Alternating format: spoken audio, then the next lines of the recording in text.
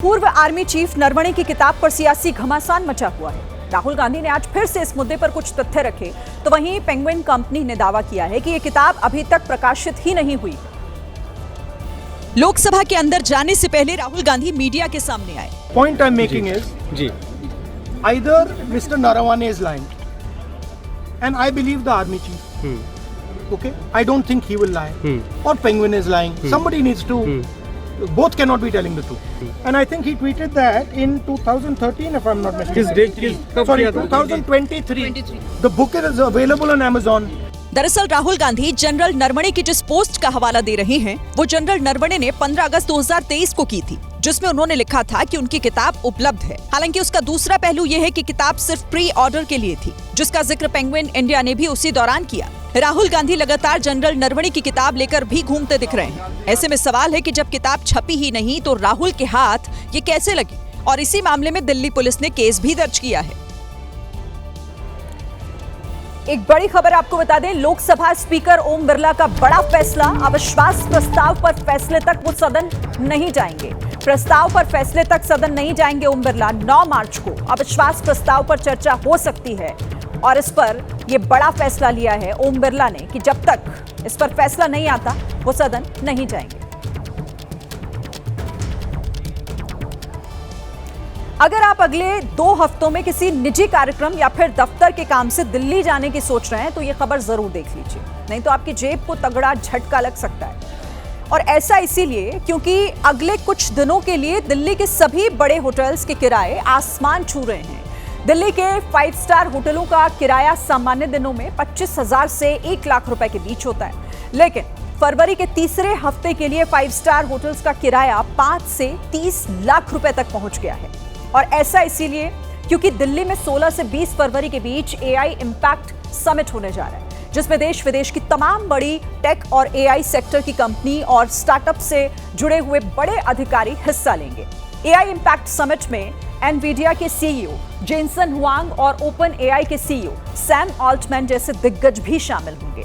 दिल्ली के ज्यादातर 5 star hotels के कमरे टेक कंपनियों के बड़े अधिकारियों के लिए बुक हो चुके हैं। कुछ वेबसाइट्स के मुताबिक ताज पैलेस के गार्डन लग्जरी स्वीट का किराया टेक्सास के साथ 32 लाख रुपए तक पहुंच गया है।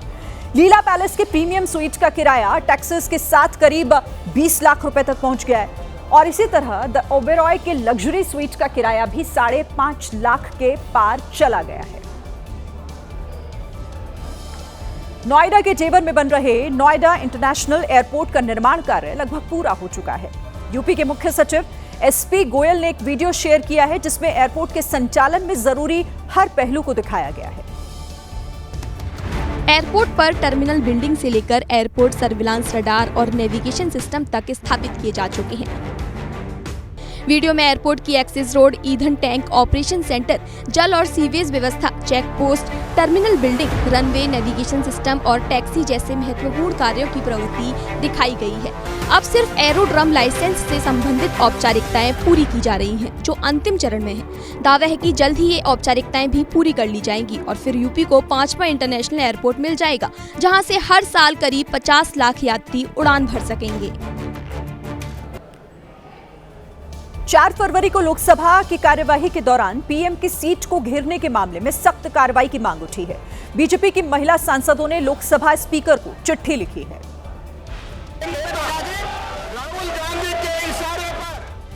इसी मामले में बीजेपी की महिला सांसदों ने चिट्ठी लिखकर कार्रवाई की मांग की है। इसके अगेंस्ट करा तो नहीं कहूँगी, सख्त जरूर करना चाहिए, क्योंकि ये सब फिर से ना हो, लोकतंत्र बचे और जैसा लोग चाहते हैं काम हो यहाँ पे। एक और महिलाओं ने चिट्ठी लिखी तो दूसरी ओर इस वीडियो को केंद्रीय संसदीय मंत्री किरेन रिजिजू ने शेयर कर दिया। ये वीडियो उस दिन का है जब राष्ट्रपति के अभिभाषण पर धन्यवाद प्रस्ताव पर चर्चा का पीएम मोदी को लोकसभा में जवाब देना था, लेकिन लोकसभा में विपक्ष की महिला सांसदों ने हंगामा किया और वो पीएम की कुर्सी के पास तक पहुँच गयी थी। इस मामले में चिट्ठी लिखने पर कांग्रेस की सांसद ने कहा, एक तरफ हम विश्व गुरु है, दूसरी तरफ आप ये दिखा रहे हो कि प्रधानमंत्री इतने डरपोक है, या प्रधानमंत्री को पार्लियामेंटेरियन से, वो भी महिला सांसदों से खतरा है। तो मुझे लगता है बहुत भारी षड्यंत्र हो रहा है प्रधानमंत्री के खिलाफ। कांग्रेस ने सफाई दी है कि उनका विरोध शांतिपूर्ण और संसदीय नियमों के तहत था।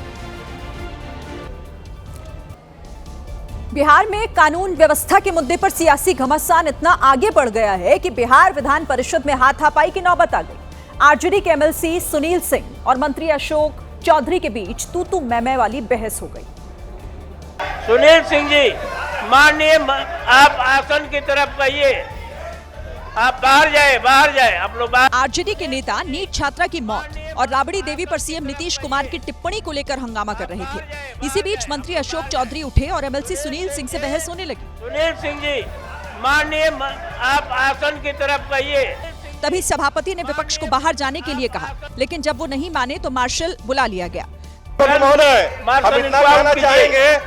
मार्शल को आदेश दिया जाता है। सभापति के आदेश मिलते ही बड़ी संख्या में मार्शल सदन के अंदर आए और विपक्षी नेताओं को निकालने लगे। सभापति ने आसन पर खड़े होकर दिन भर के लिए विपक्ष को बाहर कर दिया। इस पूरे मामले पर दिलीप जायसवाल ने विपक्ष पर गंभीर आरोप लगाए और माफी मांगने के लिए कहा। पूरा सदन देख रहा है कि अशोक चौधरी जी अंदर से निकल के उधर नहीं गए हैं, वो लोग इधर आकर के गाली गलौज किए। ये तो अनर्थ है। इस तरह का माहौल आखिर क्या बनाना चाहते हैं, क्या दिखाना चाहती है विपक्ष? बिहार विधान परिषद के अंदर कथित गाली गलौज से पहले और बाद में भी सदन के बाहर कानून व्यवस्था को लेकर विपक्ष ने जमकर हंगामा किया। तेजस्वी यादव ने कहा कि बिहार में लोकतंत्र नहीं, डरतंत्र है। आरजेडी ने बिहार विधान परिषद से लेकर संसद के बाहर तक पोस्टर के जरिए सरकार पर हमला बोला। पोस्टर पर लिखा था, हत्या में बिहार नंबर 1, बेरोजगारी में बिहार नंबर 1 और इन सब का जिम्मेदार मोदी और नीतीश कुमार को बताया। क्राइम में वृद्धि हो रही है और सबसे ज्यादा छोटी बच्चियों के साथ गैंगरेप हो रहा है। कई बड़ी घटनाएं हुई। नीट का मामला अभी ठंडा ही नहीं हुआ। दरभंगा में मामला आया, कई जिलों में मामला आया। तेजस्वी ने आरोप लगाया कि इन मामलों को सदन में उठाने पर सीएम ने कोई जवाब नहीं दिया। तेजस्वी ने नीतीश कुमार के बयान को अपराधियों का मनोबल बढ़ाने वाला बताया। लड़का लड़की के देखते कि हर सदन में बोलते हैं, बाहर भी बोलते हैं, लड़की ऐसे करता है, वही भाषा बोलते हैं। हम लोग कभी माफी मांगनी चाहिए। वहीं कांग्रेस भी बैनर पोस्टर के साथ बिहार विधान परिषद के बाहर जमकर हंगामा करने लगी और सरकार के खिलाफ जमकर नारेबाजी की गई। इस पूरे मामले पर बिहार सरकार के मंत्रियों का कहना है कि विपक्ष बेवजह हंगामा कर रहा है, मुद्दे पर बात नहीं करने का आरोप लगाया। इधर यूपी के मथुरा से एक दिल दहला देने वाली खबर सामने आई। वहां एक ही परिवार के 5 लोगों के शव मिलने से पूरे इलाके में हड़कंप मच गया। आशंका जताई गई कि सभी ने जहर खाकर खुदकुशी की है। मरने वालों में पति पत्नी और उनके 3 बच्चे शामिल हैं। घटना का पता तब चला जब सुबह परिवार का कोई भी सदस्य देर तक नहीं उठा। शक होने पर पड़ोसियों ने पुलिस को खबर दी। मौके पर पहुंची पुलिस छानबीन में जुट गई। छानबीन के दौरान घर की दीवार पर नोट लिखा मिला, जिसमें लिखा हुआ था कि हम लोग अपनी मर्जी से खुदकुशी कर रहे हैं। साथ ही एक सुसाइड नोट भी बरामद हुआ। बताया गया कि पति और पत्नी ने पहले 3 बच्चों को दूध में जहर दिया, बाद में खुद भी जहर खाकर खुदकुशी कर ली। हालांकि अभी तक इस सामूहिक खुदकुशी के पीछे की असल वजह क्या रही, ये साफ नहीं हो पाया। महाराष्ट्र के डोंबिवली से आवारा कुत्तों की दहशत सामने आई। यहाँ आवारा कुत्तों ने स्कूल जा रही एक 7 साल की बच्ची पर हमला कर दिया और ये पूरी घटना सीसीटीवी में रिकॉर्ड हो गई। आगे आगे बच्ची दौड़ रही थी, पीछे पीछे आवारा कुत्ते। दौड़ते दौड़ते बच्ची बाइक पर गिर गई और तभी दूसरी तरफ से भी आवारा कुत्तों के झुंड ने उस पर हमला करने की कोशिश की।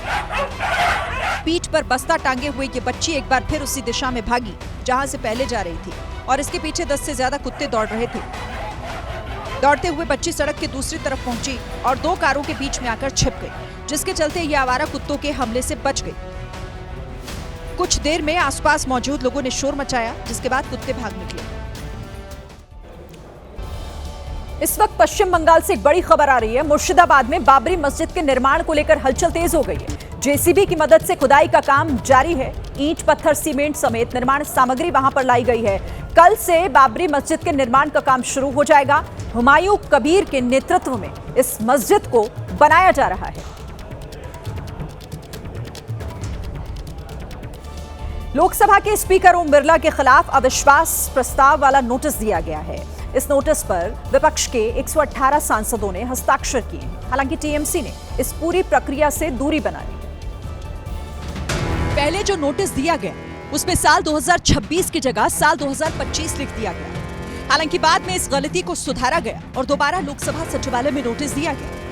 कि दाहिने तरफ वालों को कोई भी उठ जाता है उसको मौका मिल जाता है, और बाएं तरफ जो लीडर ऑफ द अपोजिशन को मौका ना मिले तो अपोजिशन की बात कहाँ तक पहुँचेगी सरकार। हालांकि टीएमसी का कहना है कि विरोध के तौर पर पहले स्पीकर को एक चिट्ठी लिखनी चाहिए थी और स्पीकर को 2 से 3 दिन का समय देना चाहिए था। गुजरात से ऐसी तस्वीर सामने आई जिस पर विवाद खड़ा हो गया है। अहमदाबाद एयरपोर्ट का एक वीडियो सोशल मीडिया पर वायरल है जिसमें कुछ लोग एयरपोर्ट की लॉबी में नमाज पढ़ते दिखाई दिए। एक यात्री ने इस वीडियो को अपने कैमरे में रिकॉर्ड किया और सोशल मीडिया पर डाल दिया। आरोप है कि बोर्डिंग पास मिलने के बाद जब वो फ्लाइट पकड़ने के लिए आगे बढ़ा तो वहां रास्ते में कुछ लोग सबके सामने नमाज पढ़ते दिखाई दिए। यात्री ने इस मामले की शिकायत एयरपोर्ट अथॉरिटी और CISF प्रभारी से भी दर्ज कराई। शिकायत करने वाले व्यक्ति ने सार्वजनिक स्थान पर नमाज पढ़ने वालों पर कड़ा एक्शन लेने की भी मांग की है। राजधानी दिल्ली में चोरी की एक हैरान करने वाली तस्वीर सामने आई, जहां पर कुछ मिनटों के अंदर ही बदमाश स्कूटी लेकर फरार हो गए। चोरों की पूरी करतूत वहां लगे CCTV कैमरे में रिकॉर्ड हो गई।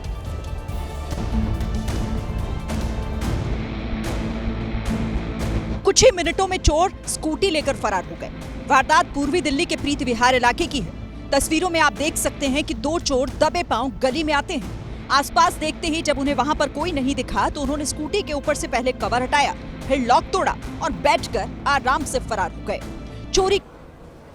इसी के साथ ये थी आज की एबीपी रिपोर्ट। कल भी जारी रहेगी खबरों की खोज। नमस्कार।